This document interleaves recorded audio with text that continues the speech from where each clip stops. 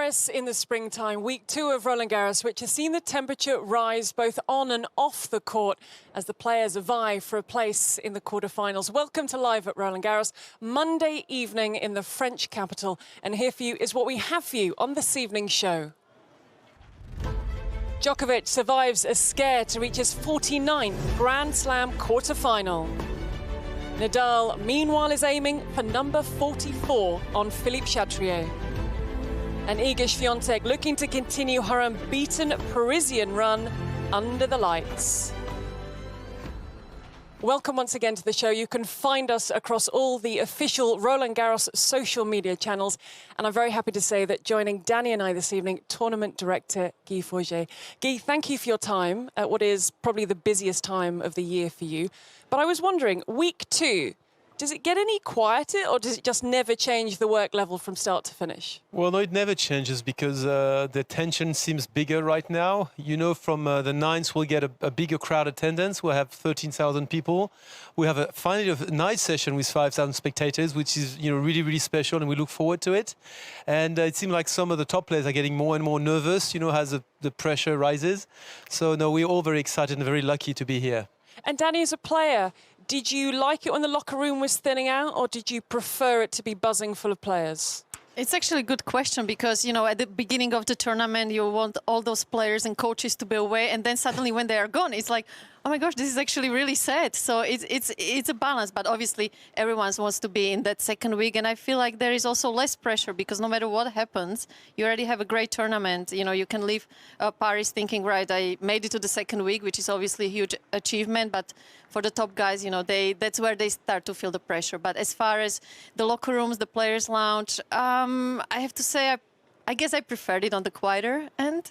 Yeah, are you the same, Guy? Quieter, busier? Well, I probably didn't last as long as Danny in the past, or definitely Rafa and Novak, because they're so used to it. You know, I mean, that's what they're looking for. The start of the tournament, you know, and try to see where they are. But as they get towards the second week, that's where they probably really focus, and they know they can get an extra level up. And you know, it seems like Rafa is on a good run now at the moment as we speak. Yeah, it certainly does. So let's check in with Rafa Nadal, the 13-time champion. Keeping a very close eye on him for us is Eli. Good evening, Eli. Good evening, everyone. We are, in fact, Court Philippe Chatrier, and we're not going to move from here during the whole show. We're going to stay here to let you know what's going on, to update you. Right now, it is 4-2, 30-15 Rafa serving. He won the first set, 7-5. He was down a break in that first set. He was up 4-love a few minutes ago serving, and he had not a great service game. Lost the game on a double fault and actually got annoyed, hit his racket, which is unusual. Remember, he's going for quarterfinal number 16 here. Novak is at 16, having won his. So right now, Novak Djokovic has a higher record than Nadal in quarterfinals at Roland Garros. We'll be here. We're not going to move. Whenever you need us, if anything happens, we'll let you know. Thank you, Eli. We're going to have a lot of whispering Eli on tonight's show. So Eli's going to get back to keeping an eye on Rafa Nadal. Every night, Guy, we have a match of the day. This evening, it's Novak Djokovic against Lorenzo Musetti. I should probably say it's a first 2 sets match of the day, because for those first 2 sets, the 19-year-old Italian on his Grand Slam debut, it was extraordinary tennis at times. Yeah, and probably like a lot of people, I discovered this young man here in Roland Garros. I've never really took time to look at his level and the way he moves on the clay, and he was really impressive from the beginning. You know, he knows how to slide. He changes the pace. He's got the slice. He's got the drop shot. He moves really fast, and he's got that flair that Adriano Panatta and all these older generation had at the time. So you know, I think he has a very promising future. And he knew about Novak Djokovic because they have spent a lot of time, Danny, practicing together. Yeah, they spent a lot of time in Monte Carlo practicing together. And to me, I don't know what you think, but he is like an artist out there. It's really nice to see someone that comes out with so many emotions. And I mean, the shots here is able to make is just unbelievable. So it's cool to see that, where, you know, Yannick Sinner is complete opposite of that. And it's that variety that those Italian guys bring into men's tennis these days. So to me, those first 2 sets were the best men's two sets I've seen so far in the tournament. I mean, the quality was so high. It stayed at an extraordinary level. And I think the question, Guy, we were all asking ourselves of Lorenzo Musetti, would he be able to keep up that level? Because to beat these guys, to beat the best, you have to suffer. You have to go through it. Maybe you have to go to hell and back to get through the other side of a 5-set match. Yes, but I think probably his body just quit on him. You know, he was really impressive. I mean, it takes two to make a good match. Probably Novak was not at his best level, but probably his level dropped because Musetti was playing so well. He had nothing to lose. He was really creative, and you know, I know we've talked a lot about Roger lately and the way he plays, which is incredible, so fluid. And I think from that point of view, Danny's right. You know, it's nice to see another Italian player who has a one-handed backhand and, you know, who comes to the net and is always very relaxed. He seems like he doesn't do any effort. And look at the kind of position, you know, he got Novak into throughout the first two sets. But to me, what was impressive about Novak, that mentally he was tough. He didn't really react and get frustrated how sometimes he can do. And also, we must not forget for Lorenzo, this is his first Grand Slam ever. I mean, it's crazy because it seems like he's been on that center court many, many times before. So I think it's unbelievable the future he's going to have ahead of him, because normally with the newcomers, the new generation, you feel like, okay, he's great, but maybe his second serve or his movement is not there yet. But with Lorenzo, I feel like he's got it all.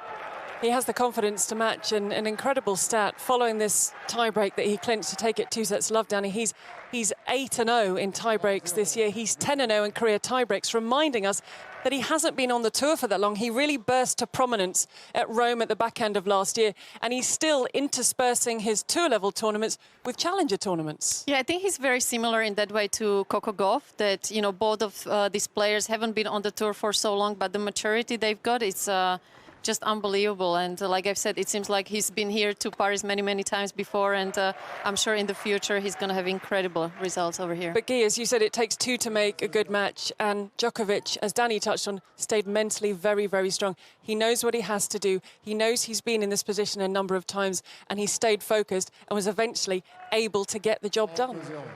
Yeah, you know, you've mentioned before Rafa, Nadal, Novak Djokovic. These guys have been in so many of these situations. And in Grand Slam, that's why they're so good and they separate from the rest.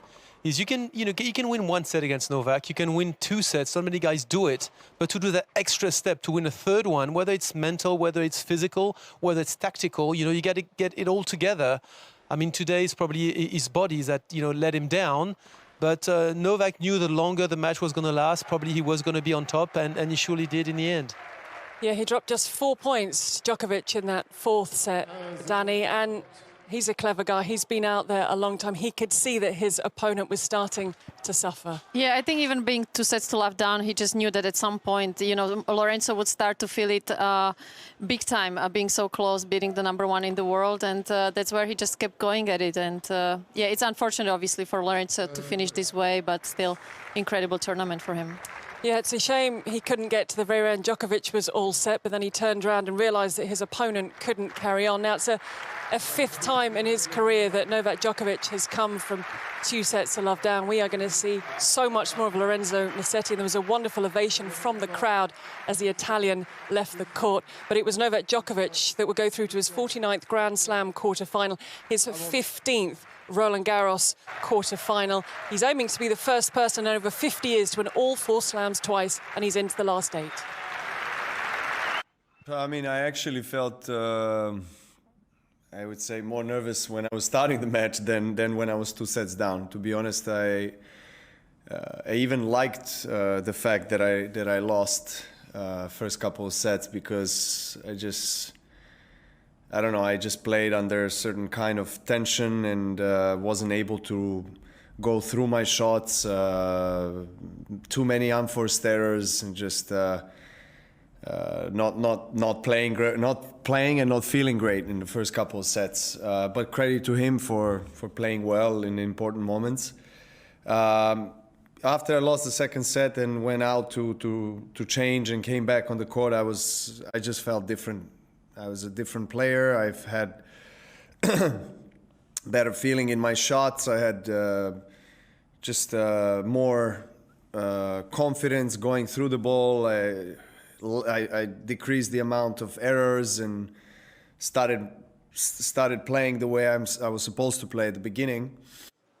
Right, let's get stuck into the rest of the day's action. And we'll start with a young lady, and I keep having to remind myself, she is only 17 years of age in Coco Gauff. No, it's incredible. You know, she's got it all. To me, the question mark with Coco was always that second serve, but she's improved that big time the last couple of months. And today was interesting because tactically, she did exactly what Ons Jabeur was supposed to do. You know, she was throwing in drop shots, having the variety. That's where I think it's so useful that she plays a lot of doubles as well. So she has become such a complete player already at the age of 17. I can't even imagine how many slams she's going to win because that's how good she is. And today, you know, she had a great opportunity and mentally to be in that occasion and deal with it the way she has done. Just like we keep saying, it seems like she's been around for much longer than, you know, as a 17-year-old. So incredible effort from Coco. It's first Grand Slam quarterfinal. She didn't face a break point. She played such a clean match today. Yeah, she seemed like she's been here for so long already. She played with an attitude, with confidence. She moves so well. Looking back at the records in Roland Garros, the best players are usually the one who moves the best on the clay, and she moves just so well. At the same time, you know, she attacks anytime she can. She had a great tactical part to play in this game, and you know, she seemed like she deserved to be there. She found it normal. And Guy, Danny was talking about playing doubles helping your singles game, which we can see in Barbora Krejcikova, who won the doubles title here in 2018, now into her first Grand Slam quarterfinal in the singles. Oh, yes. Actually, when I advise sometimes young French players, you know, I tell them, you know, play doubles and play the way it's supposed to be played. You're going to have to return at a target. You're going to have to focus on a few hours. I think doubles is one of the best ways to be a better player. And that young girl sure does that. And the way she plays today, the way she played, I watched her a bit, was really, really nice and special. Well, to me, one of the biggest benefits of playing doubles is that you get used to those big courts. And she says it herself that, you know, she doesn't panic when she hasn't been in that situation in singles, but because in doubles she's done it many times, she has that confidence that translates to her singles game as well. The delight on the face. And she said half an hour before the match she didn't want to go out onto court. She was so nervous.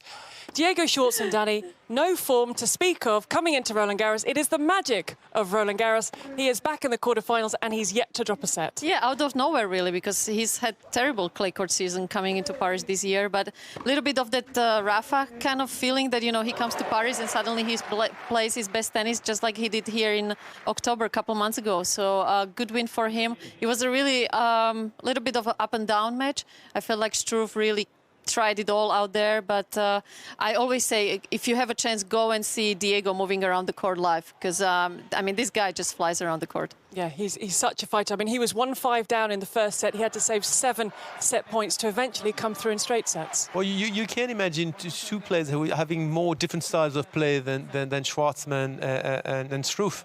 And one just went for all winners and big serves, just like Soderling at one point. And Schwartzman, you know, talking about moving with Coco Gauff, here's a perfect example of a guy who just flies around the court. And when he's, you know, his confidence is there, he doesn't miss any ball, takes the ball early with his backhand.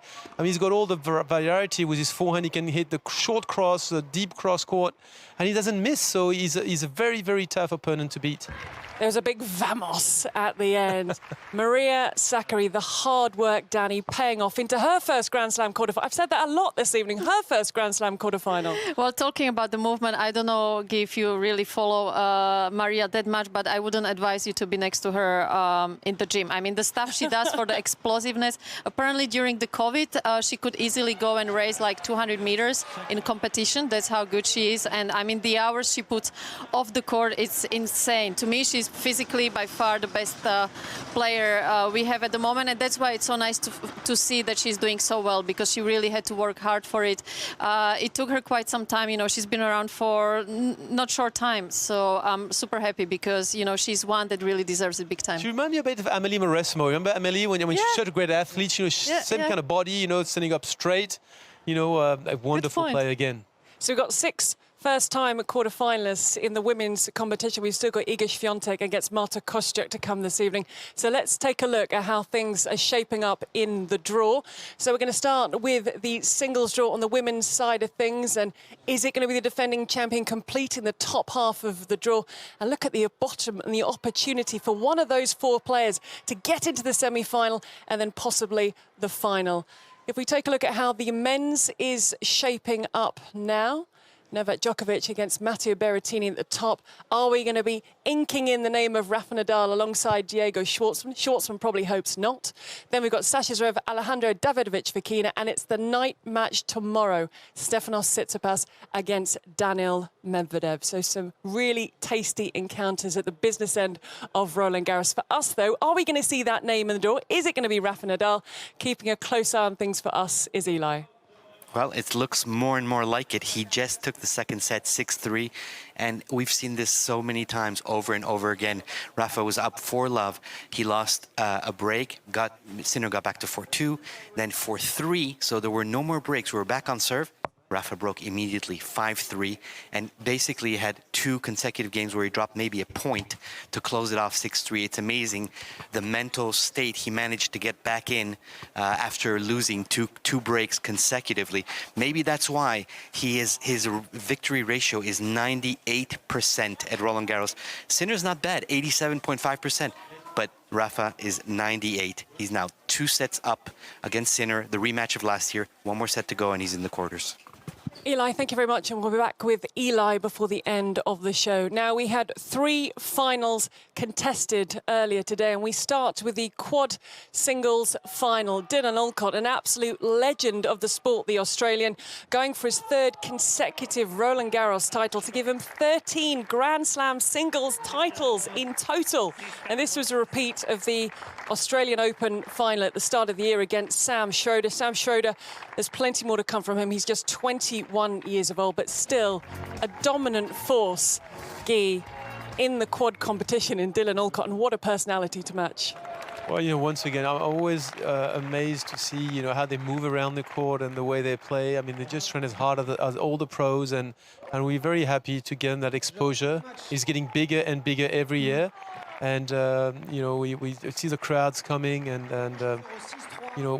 great effort from all of them, and it's great to see them play. It certainly is, and we had Alfie Hewitt knocking out the top seed in Shingo Kunieda. I mean, Danny, Shingo Kunieda, 37 years of age. He's won everything there is to win. Alfie Hewitt, the younger of the two, defending his Roland Garros title. Well, what I find the most amazing thing is, how much it means to these guys and how many emotions there are involved. And sometimes I feel like the other tennis players could go and watch those matches and really see what it means to leave everything out there. And they're incredible athletes, and emotionally they are always so committed, and really just a great example. And I think for all of us to follow and get inspired by that. So nice to see the smiles there. Now, this was a repeat of last year's final. The top 2 seeds, Didi Groot and Aniek van Koot, coming out on top. A really lovely embrace between the pair. They came through against the best friend pair of Yui Kamiji and Jordan Wiley. So smiles all round. So congratulations to Van Koot and de Groot. Now, it's the time of the show. Every evening we have an Eye of Daniela. It's that time of the show when Danny has found something that she wants to focus on. And this is what we have for you this evening.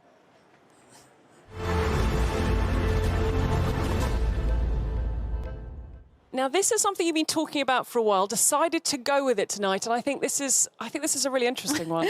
Well, there's been so much said about the mental health and how to keep the balance on and off the court, and I think for me, one of the most important things to do that is that the players do take their time away from the game, doing other sports, just thinking about anything but not tennis. And it's a tricky one, because as a player, you always want to be on the tour. You feel like if you're away, that you're missing out, that you are not defending your points, you are not playing enough. So it's important to see players like Rafa either playing golf, or Novak going skiing, Yannick Sinner as well, Roger doing the hiking, just to have something different in life, also for the future to look forward to. And it's so important, that scheduling, and I think that's one of the reasons why Rafa, Novak and Roger has been around for such a long time, because they have joy in other things to do, which helps them, I think, for their sport as well. We saw it with Ash Barty big time. She checked out for a few years years, doing completely other sports, and then she came back and playing her best tennis. So I think it's not only good for the body, but for the mind as well. And just a huge important part of tennis career. I think we're very lucky we kept Yannick Sinner in tennis. I mean, playing football there, but he was a champion at junior level at skiing, but we got him in tennis. Guy, what was your guilty pleasure? It feels like everyone plays golf. Are you a golfer? Yeah, I love golf. Okay. I got into golf. Are you a few good years golfer? ago. Well, I'm like a 3.7 handicap, so I'm getting better. But Okay. I'm far from Rafa Nadal, who's a plus 1.5, I think. So still I got a lot of work to do. Or Team Henman, by the way. But I surf a lot. I love surfing. Surfing, in the southwest of France, in Biarritz, we have one of the best surf spots in Europe. Okay. And I try to spend some time there when I can, especially in the summer when the waves are nice and the weather is warm. Now, are these things, surfing and golfing, you did during tennis when you could, or that you picked up when you stopped playing? Well, I started when I was playing, when I had a few days off, sometime in Australia, sometime in California, and we get to play a lot of tennis tournaments where we are surrounded by golf courses in America, especially. And I wish I had started earlier because London as well. When you play Wimbledon, when you have a day off, you can go play 9 holes at the Wimbledon golf course, and a lot of players actually do it. But there's something when you are a player that you feel almost like guilty in a way. And I wish personally I would have done it much more often. I think would have done so good for my game. But it's again, you're trying to do what's right, but then you got to listen to your body as well, because if you don't, then that's when the injuries come in. So it's definitely about finding the right balance. Well, have a listen to a couple of the players that we spoke to about the eye of Daniela. Find your way, how actually you still take joy out of practice or at being at a new place, or just staying home for a while, I think is okay. The only problem is that the way sometimes the things are set up is that if you feel, and this is where I think the team comes in big, everybody else is playing and you're sitting out and you're practicing, you feel like you're missing out, and that fear of missing out can drive you. And this is where thankfully I didn't chase. I didn't just go and play all the time. I always looked at the big picture, that once you feel like you're going to make it on tour, or you're going to have a certain level and you can always attain that you are not in a stress per se, and don't let yourself get lured in by all the stuff that's going on or what people are saying. I want to be home after the tournament. I really need it to have a week off, and I'm going to eat a few asados for sure in my home. I want to see my friends, my family, being home with my dogs. I love the wake up with my dogs, walk a little bit, drink mate. I think I'm very bored guy, at home. I just want to be home and enjoy the small things in my house, and not much than that. But asados, medialunas, and mate.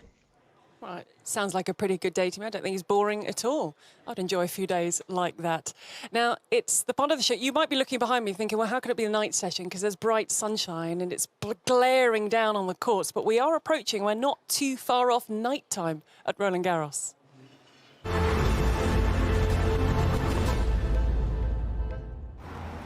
Danny, this evening we have defending champion Iga Swiatek against the teenager in Marta Kostyuk.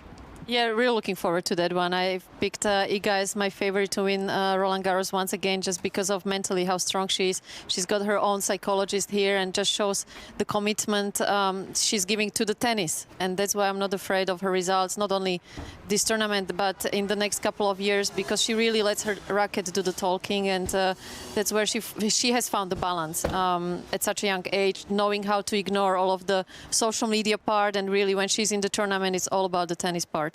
And it's a big occasion for Marta Kostyuk. She's just 18 years of age. I think she's around 87 in the world.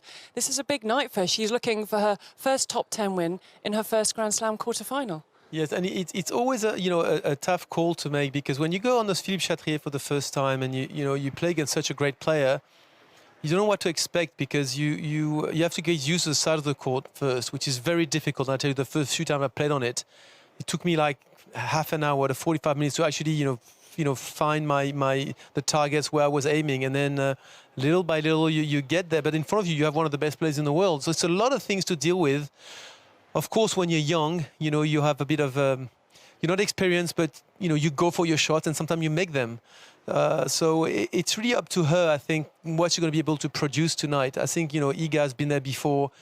She's so mature now, and she's one of the favorites, as Danny said.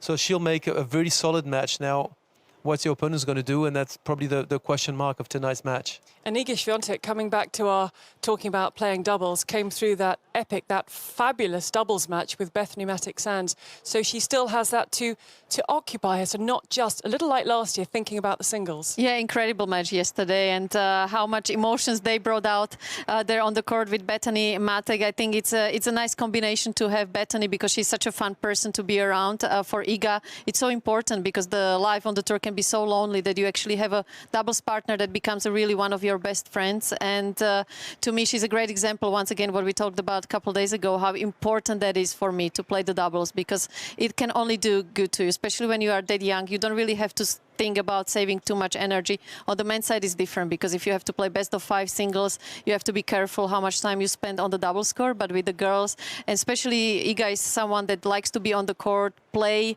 not really practice as much, but be more competitive. And there is nothing better than spending, a couple of hours with your friend, with the fans, just like they did last night. So I think it can only do good to all the players that can play singles and doubles, as long as they are healthy. Now, with the defending champion taking to the court this evening, it was only right that she was the feature of our question of the day.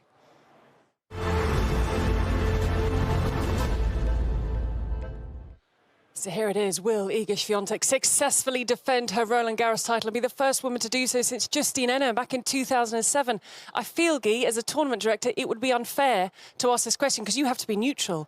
You have to look at all the players left in the draw. So, Danny, I'll come to you to ask this one, and Guy will have something a little bit different.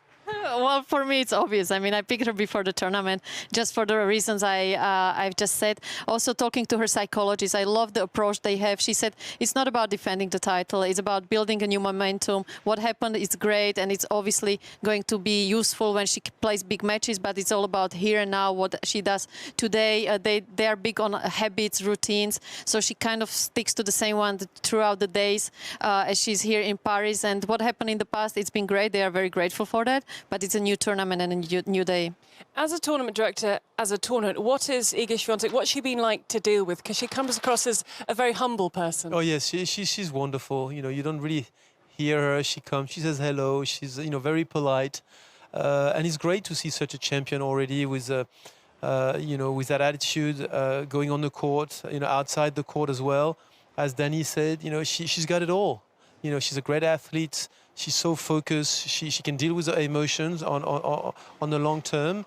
And she's probably one of the favorites here. And I think probably the women's tennis need at the moment to have a champion who, starts winning, like Chris Evert did, like Steffi Graf did. A lot of those champions did, earn that spot like Rafa does with the men's. And if she does, I think it would be well deserved. And that would probably be good for women's tennis as well if she can achieve that. But once again, the tournament is really open, and I think all the other girls don't want that to happen again. Will she successfully defend her Roland Garros title? It's a question we put a little bit earlier to Marion Bartley. Oh yeah, absolutely. I mean, she has been playing some really good tennis. She won in Rome, which I think was crucial for her confidence. She didn't win so many titles after, of course, her title here last year. So for her, before defending such a big tournament and a lot of points, it was really important to get into this groove of winning matches and winning a huge tournament like Rome, and especially in the fashion she did in the final, winning 6-love against Karolina Pliskova. So she's really getting back into her best level. She certainly is. And we have the poll result because everyone votes on our question of the day. Danny puts on her social media page. We have on the Roland Garros social channels. How have you voted? Do you think that Iga Świątek will successfully defend her Roland Garros title? The votes are in. The numbers have been counted. And it's a healthy 83%. So, Danny, I think a lot of people agree with you that she will defend the title. Well, especially also seeing so many seats gone already. And like Guy was saying, we need the consistency. We need the one champion that wins, these big events back to back. So, there is a big champion to follow. And I think we couldn't ask for a better example, as Iga is just also, once I said before, how she deals with the social media, really takes the phone away during the tournament and focuses just on the tennis. You sure these are not Rafa Nadal's numbers for winning the tournament with the men? They're very high, aren't they? The 4 people I've picked have all gone out, so I think I might join you, Danny. Well, it's about time. It's I mean, about I've been time. telling you for It's like only a week. day 9, Yes. isn't it? Yeah, thank you. Right, okay, so that's who I'll go for the tournament. Now, the other 4 are now out. Is Rafa Nadal going to get title number 14 at Roland Garros this year? It's a question we asked last week. Overwhelmingly, the answer was yes. Eli, is he on course for the quarterfinals? He's very much so on course. He's now up a double break, although he was up a double break in set number 2. So don't think he's going to make the same mistake twice. Looking for things to say, looking for numbers about Rafa Nadal. Maybe this is a record he can break. Consecutive sets won at Roland Garros. The record is at 41, Bjorn Borg. Rafa had reached 38 before losing. He's at 32 now. So if he makes it into the final with straight sets, he'll tie that record, and then he'll only need 1 more to beat it. Not sure that's what he's going for, but hey, you know, you got to get creative when talking about Nadal because it just keeps winning and winning and winning. Now, Eli, I was fortunate enough to watch a match last night. It was taking place on court number 2, I believe. There wasn't the biggest of crowds around it, but it was Daniela Hansko, former world number 5, taking on Eli Weinstein. Eli, would you like to rate your performance? Listen, first of all, I want to thank Daniela for playing with me. It was very nice. She didn't break a drop of sweat, whereas I was almost dead at the end. But we had a challenge, a super tiebreak. I had to score 5 points. I made that challenge, so for me, it's a win. And Danny, how was Eli's performance? Yeah, I was very impressed, I have to say. And he won the challenge. He won more than 5 points. Actually, I think it was 8 or something like that. So, yeah, I wonder if he's up to it tonight again. Oh, Eli, are you up to it again tonight? Oh, no, I'm dead. I'm not up to it until next year. He needs a little bit of time to recover. Let us take a look at the order of play for tomorrow. Eli, thank you very much. Enjoy the rest of that contest. Let's see how tomorrow is looking. I mentioned that the night session on Philippe Chatrier would be Stefanos Tsitsipas against Daniil Medvedev. We start with Tamara Zidansek against a lot of people's dark horse from the beginning in Paula Badosa. Alina Rybakina, who defeated Serena Williams, against Anastasia Pavlyuchenkova, one of the more experienced players in this competition at this stage. And then we've got Sasha Zverev against Alejandro Davidovich Fokina. Danny, there is a nice mix tomorrow. Yeah, really looking forward to that schedule. And I have to agree, Paula is becoming one of the dark horses. Absolutely love her game and also how much it means to her when she wins the matches. And yeah, she's very refreshing for the game. And ever since she had that great run in Madrid, I'm starting to have a closer look at her. And I love the way she plays. She really respects the rules. She goes with the bounce of the ball and moves incredibly well for such a tall girl. So yeah, wouldn't be surprised if she does some damage tomorrow as well. I'm hearing, Guy, that Iga Swiatek has just arrived to train ahead of the night session, and it is something special. I know we haven't had crowds yet in the night session, but Danny and I have talked about this a lot. It just feels a little bit extra special having these night matches at Roland Garros now. Yes, you know, it's the first time for us. We are fortunate to have very good weather this year, very special. We know the next few days temperature is going to be going up to 28 degrees. I told Rafa that he was very happy about it because he likes it when it's dry. Are we happy about it? No, I'm not happy about it. It's going to bounce high.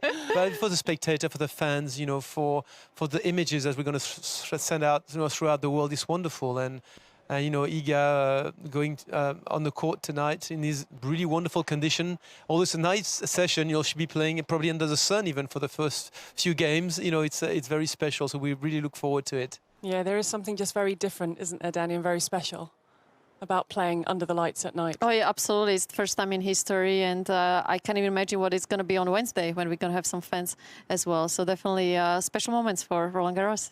Danny, thank you very much as always. And Guy, thank you Pleasure. for taking the time and good luck with the rest of the tournament. Thank you for having me. Thank you, Danny. Absolute you. pleasure. We'll be back with you nightly from 7 o'clock. A lot of action to keep an eye on tomorrow. And for the rest of tonight's action, keep across the Roland Garros social media channels with commentary on Radio Roland Garros. But until next time, enjoy your day wherever you are.